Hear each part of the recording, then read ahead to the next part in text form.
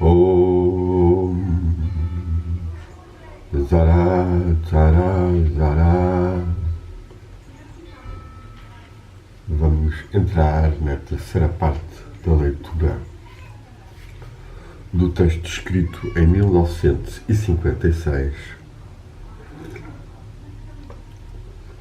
para o número da Tábula Redonda, Tábula Ronde, número 97, que foi consagrado ao amor cortês e às heresias da paixão. Intitulado Sufismo e Sofiologia, como já ouvimos na primeira e segunda parte, Henri Corbin traça o caminho que liga a antiga religião persa de Zoroastro, da Urmaza, das Fravashis ou anjos femininos e da essencialidade feminina da Rena, da própria divindade, e que passou através do culto de Fátima, mulher do Ali, primeiro imã dos Shias, passou para o Islão Shia e, sobretudo, foi desenvolvido por alguns grandes mestres, um dos quais tem a ver com Portugal, Ibn Arabi, que teve alguns mestres de sufis portugueses ou árabes em Portugal na época e que terá passado mesmo por Lisboa, o qual também, não sendo um Shia, teve os seus mestres xiitas ou Shias e cultivou também esta essencialidade feminina eterna da divindade, que podemos dar o nome de Fátima, ou em persa Zahara, e que tem as suas contrapartes em Dahena zoroástrica, a sabedoria, a pessoa de luz e de visão, e a Fravarti, ou a contraparte feminina, angélica, ou masculina para quem é mulher, da divindade presente em nós como ser celestial.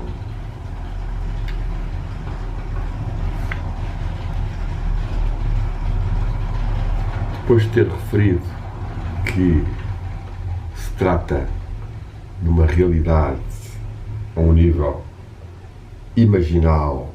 ou subtil espiritual, mas não menos real que se fosse histórica, Corbin avança agora para explicar como este tipo de dualidade da divindade e da nossa própria essência é complexa e difícil de ser aceito por nós. Ouçamos-lo então. Porque nós nos deixamos encerrar nos dilemas,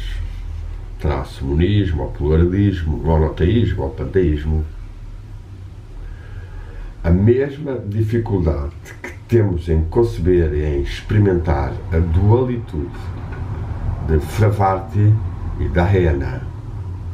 Fravarti, o anjo pessoal, e Dahena, o arcanjo ou a divindade celestial. Então, esta dualidade de Fravarti e Dahena celeste e da sua alma terrestre de novo se apresenta quando nós tentamos de pensar pela nossa própria conta uma teosofia tão complexa como a de Ibn Arabi, sem a recusar como um monismo, nem a valorizar como um panteísmo, que são atitudes que acontecem, como sabemos, alguns sunitas mais radicais consideram que este tipo de visão mais profunda da divindade já é panteísta. Outros consideram que Ibn Arabi é um unista e não tem esta consciência profunda de que a própria divindade em si mesmo é pai e mãe, homem e mulher. Que nós ponhamos ou que soframos da ideia de Deus,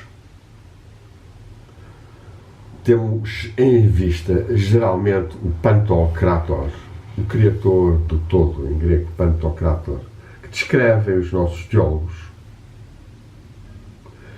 Quaisquer que sejam a misericórdia e o amor que nós nos representamos nas obras deste Todo-Poderoso. Mas a ideia do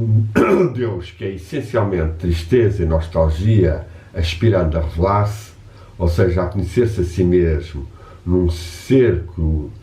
conhece, dependendo assim deste ser que é ainda ele próprio, mas que num certo sentido cria, eis o que nunca conseguiu ser professado senão por alguns cavaleiros errantes da mística. Aqui Henri Corbin vai de novo para esta caracterização original própria dele, que eu não sinto tanto também, e que é que haja um Deus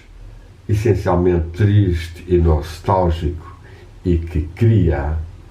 para dialogar ou para se conhecer com um outro ser. Eu julgo que esta visão não é muito correta, porque muito provavelmente no próprio momento inicial do absoluto se tornar divindade, essa divindade é em si já dualitude, é já também polo masculino e feminino, e nasce imediatamente como ser de amor e gerador de amor, e não tanto ainda como tristeza e nostalgia.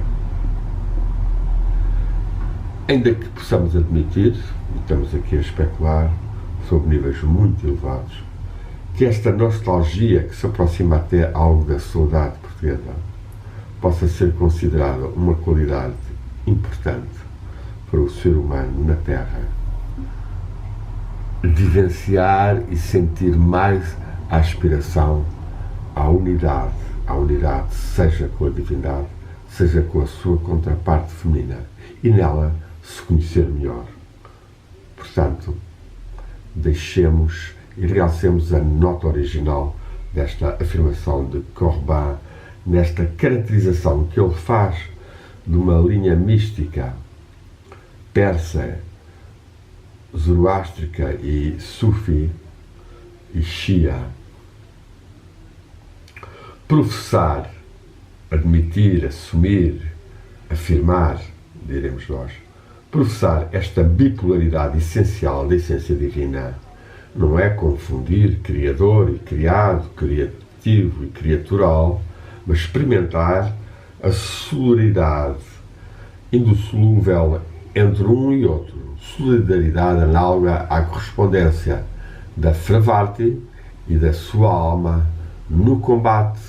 que elas levam de um por outro. De novo, podemos comentar esta parte muito interessante. Certamente que afirmarmos esta bipolaridade essencial da essência divina me parece cada vez mais necessário nos nossos tempos, nem que seja para ultrapassarmos os excessos macabros que se fizeram de deuses patriarcais ou machistas ou violentos e que fizeram adoecer as religiões do livro. Sem, contudo, termos que afirmar, como há pouco disse, que nasce esta bipolaridade de uma nostalgia, mas que me parece a mim como fundacional da própria divindade enquanto emanadora de seres e de mundos, desde que ela brota por si própria do absoluto, ela tem logo essa bipolaridade, ou essa dualidade, ou esse casal primordial. Interessante aqui também esta última parte, em que a solidariedade análoga à correspondência da Fravarti e da sua alma no combate que elas levam uma pela outra. Isto é muito importante, porque pouca gente combate pela ligação com o anjo, pela ligação com os métodos, com a divindade no seu interior. E Corban aqui fala mesmo quase como que a verdadeira jihad, a verdadeira guerra santa é a guerra de nós conseguirmos criar aproximação entre a Fravarti, entre a nossa alma e o nosso anjo, ou Fravarti,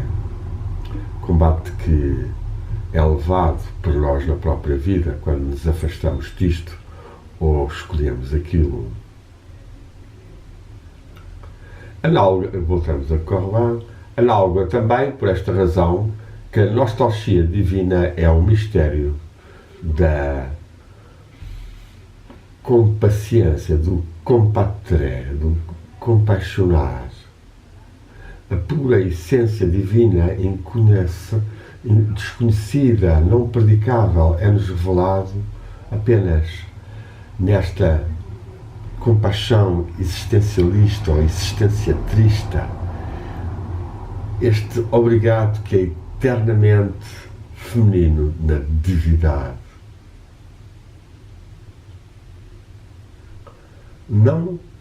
que ele surgisse fora dela, mas crescente, incandescente no interior do seu ser. Não uma criação exterior, mas manifestação a si mesmo do agora ainda em revelado. Essencialmente, teofania, transparição do escondido, entre parênteses, do esotérico, sob a aparência que irradia a sua luz.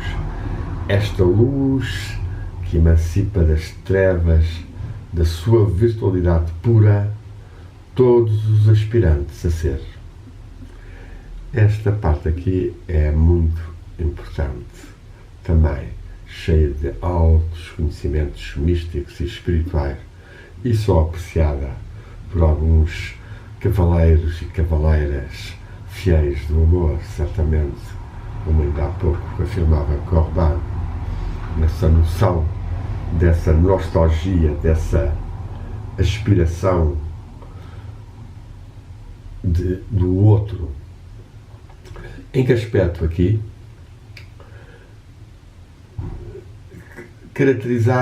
Ao caracterizar este eternamente feminino na divindade como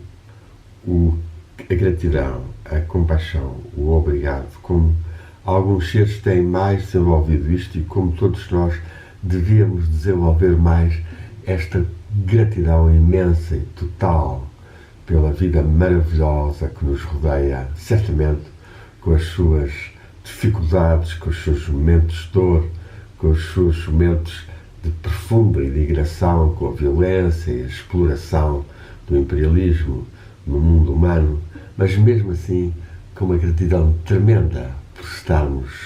lúcidos e neste caminho de união com a nossa essência e com a nossa origem. E neste caminho de união com a essência e a vida, Corban escreve aqui também com grande força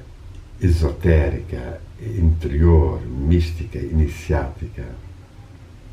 caracterizando esta luz que é irradiada pelos que se aproximam da divindade e da sua face feminina. Esta luz, diz-nos ele, que emancipa das trevas da sua virtualidade pura todos os aspirantes ao ser. Aqui temos um grande arcano de luz, tal como esta imagem que nós temos desenhada para um livro de Paramahansa Yogananda, grande mestre indiano dos anos 30, 40, 50, que esteve a viver muito tempo nos Estados Unidos e que divulgou algumas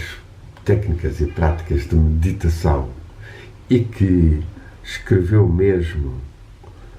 e deu mesmo ensinamentos sobre a mística persa, nomeadamente em Omar Khayyam.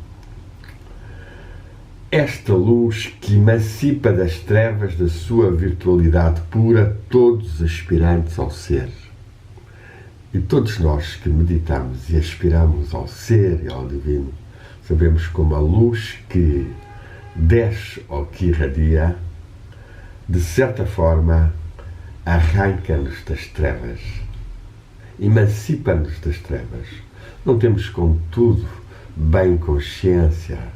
dos efeitos em nós e no cosmos desses momentos de maior luz e talvez os devêssemos aprofundar mais, mas de facto a luz interior continua a ser um mistério grande para a maior parte dos seres e mesmo dos que aparentemente são muito esotéricos ou andam muitos em iniciações e em grupos cabalistas, ou grupos mágicos, ou grupos panteístas, ou grupos ocultistas,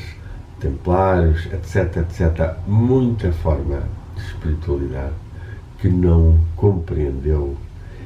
nem fez este volta-face para o divino e para o espírito e para a sua luz e que a conhece por experiência interior, por vivência, que nos emancipa das trevas, que nos torna em corpos espirituais mais luminosos e mais irradiantes e comunicativos na grande alma do mundo, na alma infinita das coisas, no dizer da Metelde Cantal, que também procurou, com muitas limitações na época, em Eduard von Hartmann, no budismo, nos místicos cristãos, mas não conseguiu ter a experiência da luz interior, nem se aproximar da divindade, seja na sua essência feminina, seja na sua intimidade viva em nós, ainda que aqui e acolá tenha intuído de alguma forma a centelha divina que o habitava, ou o aspecto feminino e mariano da divindade manifestada pelos seres humanos. Avancemos de novo com o Corban. Eis porque nos é tão penível e tão inconcebível de prestarmos justiça ao docetismo dos gnósticos e maniqueus. O docetismo dos gnósticos e maniqueus dos primeiros séculos depois de Cristo era uma doutrina que afirmava que Jesus, os mestres, não se tinham manifestado plenamente, corporalmente, enquanto divindade, que a divindade não podia fazer isso. E avancemos, prestarmos justiça a eles, aos quais nós imputamos de substituírem ao real um fantasma irreal, enquanto que, pelo contrário, eles foram os primeiros a formularem uma crítica teológica das aparências deste real, uma crítica das evidências ao quais se agarram o nosso bom sentido e a nossa fé histórica. Ou seja, tentemos explicar esta parte mais complexa, mas que Corban valoriza essa crítica a considerar-se Jesus como Deus feito carne, porque isso é uma aparência do real. Jesus foi um mestre que manifestou mais a divindade pura e simplesmente. Um mestre certamente especial, especialíssimo. É para alcançarmos o irreal mais que o real, é que para compreendermos o irreal mais que real é preciso um outro órgão que a nossa razão, com os nossos sentidos, que a nossa fé histórica. Entre o racional e o sensível, admitir um terceiro mundo, aquele do imaginável, de uma estrutura não menos positiva e objetiva que os outros dois e cujo órgão de compreensão, de percepção, apreensão, não é menos válido que a razão e os sentidos. Mas a nossa pobre palavra imaginação é tão suspeita aos homens sérios que a sua intervenção em teologia, como órgão de conhecimento pretendendo a um valor no ético, de conhecimento real e de ser, tem todo o ar de um desafio. Contudo, tão essencial é a sua função que Ibn Arabi edificou a sua doutrina com uma amplidão e um rigor não menos experimentais que os dos nossos críticos do conhecimento. Era preciso um nome para designar esta potência privilegiada. Uma melhor ainda que imaginação ativa poderia ser a imaginatriz. Ela é o órgão e o local do reencontro. Para ela desce o universo divino, enquanto que só para ela, em se transmutando e sublimando-se todo o universo dos sentidos. Não é, portanto, uma percepção sentível, nem uma abstração de um conceito, nem uma fé num acontecimento histórico, nem uma viragem operada por uma teologia negativa para ultrapassar as categorias do intelecto. É uma percepção interior, visionária, no plano das teofanias, vivendo os seus acontecimentos singulares na intimidade do só com o só, não controláveis pelos sentidos, não justificáveis da razão crítica. Temos aqui a afirmação, então, da existência deste mundo imaginal e de uma capacidade imaginatriz, na qual há uma visão, uma percepção interior visionária no plano das teofanias. Teofanias, manifestações divinas. Aqui, Henri Corbin talvez pudesse ter falado e não fala, não sabemos por que razão, no olho espiritual, embora fale que se trata de uma percepção interior visionária. Mas quer-nos parecer que Corbin